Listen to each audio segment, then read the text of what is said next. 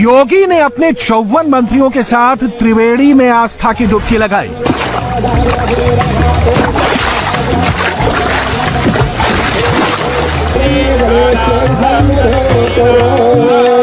ब्राह्मण, राजपूत, दलित, राजभर, नोनिया, निषाद, कुर्मी, कुशवा, वैश्य, मुस्लिम सभी जातियों के मंत्रियों ने योगी के साथ आस्था की डुबकी भी लगाई। संगम में सनातनी एकता का संगम देखने को मिला। 54 मंत्री मेरे साथ प्रयागराज के संगम में एक साथ डुबकी लगाए हैं। श्री अरविंद केजरीवाल जी से मैं पूछना चाहता हूं, क्या यमुना जी में वहां भी अपने मंत्रियों के साथ जाकर के स्नान कर सकते हैं क्या? इंटरेस्ट ही नहीं है यमुना जी को साफ करने में।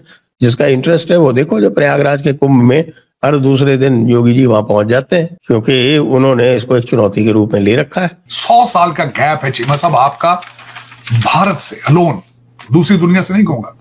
और जिस स्पीड से आप नीचे जा रहे हैं, साहसिक कमतरी और हमारे जो अंदर हुए गुलामी है ना, ये कितनी ज्यादा है बरसीर के लोगों में। अमेरिका, गोरस्तान, गोरे का मुल्क, वहां रहना है, वहां जाना है, तो उसके लिए क्या क्या कर रहे हैं। जय हिंद दोस्तों। यूपी के सीएम योगी आदित्यनाथ ने अपने 54 मंत्रियों के साथ त्रिवेणी संगम में डुबकी लगाई और इस महाकुंभ में स्नान करने के बाद उन्होंने अरविंद केजरीवाल पर बहुत ही कटाक्ष वार किया। उन्होंने कहा कि अगर वह हिम्मत रखते हैं तो अपनी यमुना में साथ ही साथ अपने मंत्रियों के डुबकी लगाकर दिखाएं, क्योंकि अभी दिल्ली में जो चुनाव होने वाले हैं इसको लेकर काफी तनातनी चल रही है। इसके ऊपर पाकिस्तानी मीडिया क्या डिस्कस कर रही है। कुंभ के स्नान से, जिसमें योगी जी ने अपनी पूरी कैबिनेट के साथ कुंभ में स्नान किया था और उसको स्नान करके और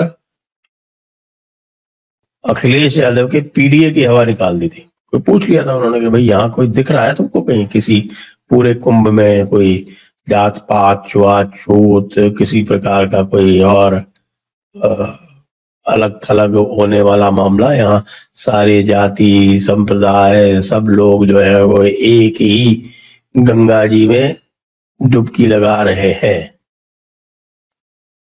अब कोई ये नहीं देख रहा है कि भाई किसके स्पर्श से कौन सा पानी जो है वो नहाने लायक नहीं रह रहा है या रह रहा है।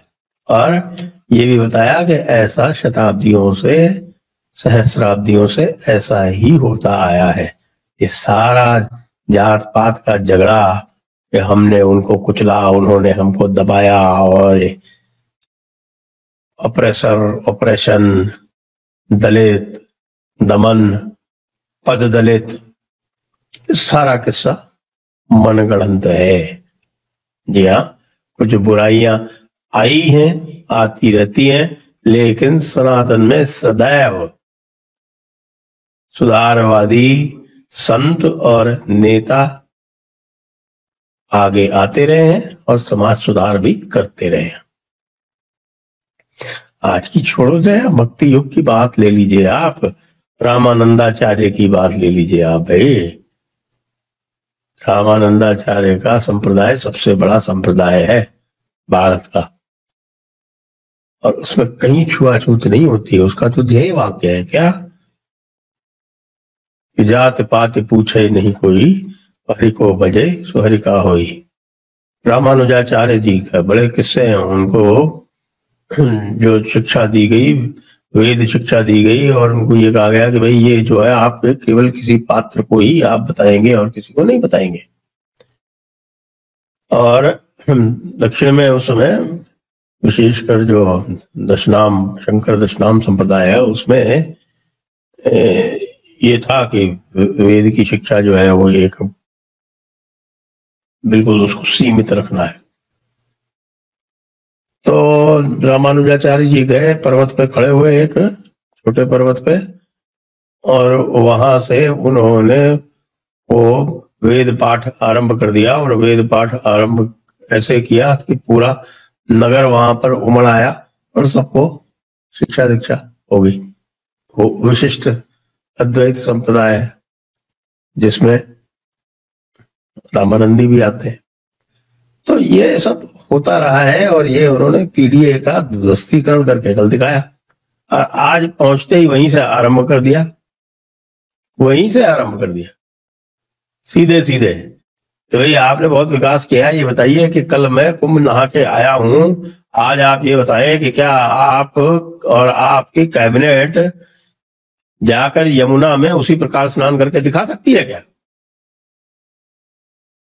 सबको पता है इसका उत्तर।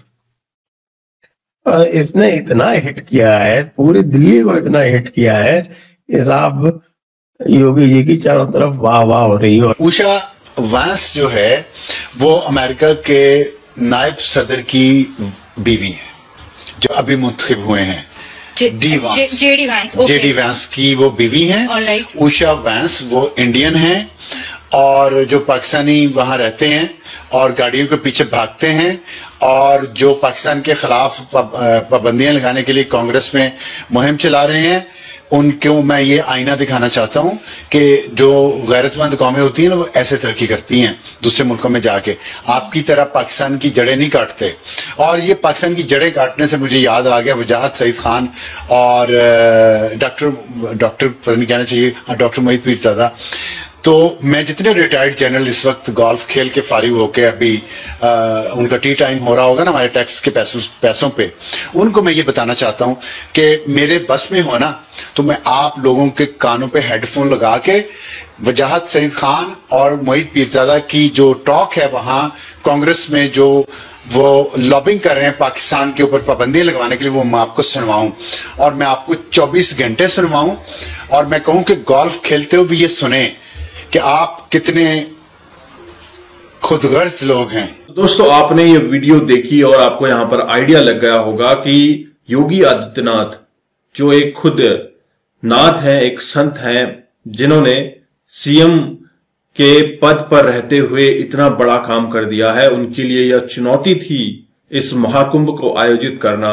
महाकुंभ को आयोजित करवाकर हर दिन 1 से 1.5 करोड़ लोगों का भोजन आयोजन कर, साथ ही साथ जिस तरह से उन्होंने महाकुंभ के दौरान अपने पूरे मंत्रिमंडल के साथ डुबकी लगाई, जिसमें 54 मिनिस्टर शामिल हैं। यहां पर कोई भी जाति वर्ण भेदभाव कुछ नहीं है। इस मंत्रिमंडल में आप देखें अलग अलग जातियों के लोग हैं, लेकिन जब बात आती है सनातन की तो सब एक हो जाते हैं। इस पर पाकिस्तानी मीडिया ने काफी कटाक्ष भी किया है कि किस तरह से योगी आदित्यनाथ ने अपने मंत्रिमंडल के साथ डुबकी लगाई। क्या पाकिस्तान में ऐसा कुछ हो सकता है? क्या पाकिस्तान में महाकुंभ की तरह बड़ा इवेंट ऑर्गेनाइज हो सकता है? दोस्तों, इस महाकुंभ के दौरान पाकिस्तान के 2 गुने जनसंख्या के बराबर लोग आएंगे। इसको ऑर्गेनाइज करना सिर्फ योगी आदित्यनाथ की जिम्मेदारी थी, लेकिन उन्होंने बखूबी निभाया। वहीं जब भारत की बात आती है, भारत और अमेरिका के रिलेशन काफी स्ट्रांग होते दिख रहे हैं। जिस तरह से भारत को एज ए नेटो अलाइज देखा जा रहा है, साथ ही साथ पाकिस्तान को as a NATO allies member से निकालने की बात भी पिछले दिनों चली थी। और इस डोनाल्ड ट्रंप रिजीम में यही कोशिश की जा रही है कि भारत को अलाइज बनाया जाए, लेकिन भारत नेटो ज्वाइन नहीं करेगा। कहीं ना कहीं भारत का नेटो ज्वाइन करने का मूड नहीं है। बट पाकिस्तानी मीडिया ये डिस्कस कर रही है कि डोनाल्ड ट्रंप के आने के बाद से पाकिस्तानियों में काफी दहशत है। बोले तो कुछ लोग तो ये उम्मीद कर रहे थे कि सबसे पहले पाकिस्तान आएंगे, इमरान खान को जेल से निकालेंगे, वहां का पीएम बना देंगे वगैरह वगैरह। लेकिन क्या पाकिस्तान जाएंगे? खबर तो यही आ रही है कि अब डोनाल्ड ट्रंप भारत आने वाले हैं और मोदी डोनाल्ड ट्रंप की मीटिंग बहुत जल्दी होने वाली है।